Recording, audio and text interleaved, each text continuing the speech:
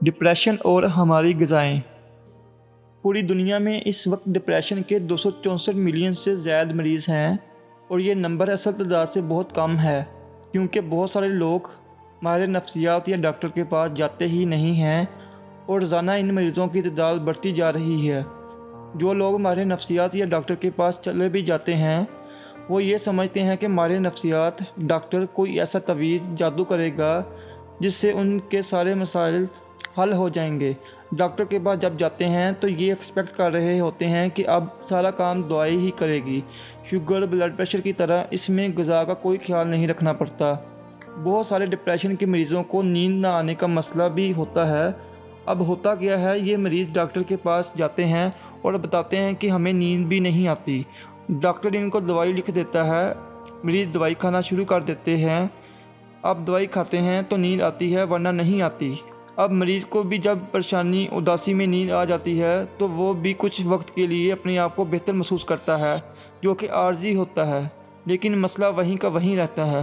بعض اوقات نیند آنے سے بھی تازگی، فریش نہیں ہوتا انسان۔ دوائی 3 مہینے سے 6 مہینے، 6 مہینے سے سال، یوں ایک سلسلہ چل پڑتا ہے نہ ختم ہونے والا۔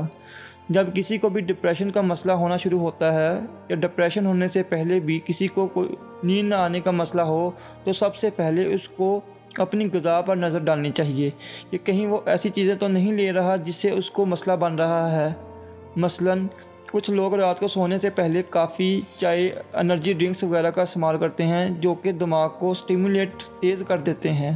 اب اگر ایک طرف مریض نیند آور دوائی لے رہا ہے اور دوسری طرف یہ چیزیں استعمال کر رہا ہو تو کیا وہ دوائی سے مستقل ٹھیک ہوگا یا عارضی؟ یہ کہنا مشکل نہیں ہوگا۔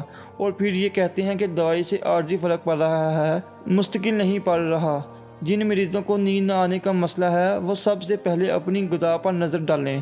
کافی، چائے، انرجی ڈرنکس وغیرہ کا استعمال بند کریں۔ آج کل فاسٹ فوڈ جس میں پیزا، زنگر اور بہت ساری چیزیں شامل ہیں، ڈپریشن والے مریض یہ بند کریں۔ باہر سے کسی بھی قسم کی کوئی بھی چیز بند کر دیں، صرف گھر کے کھانے کھائیں، نیچرل چیزیں۔ کھانے کے ساتھ سلاد کا استعمال کریں۔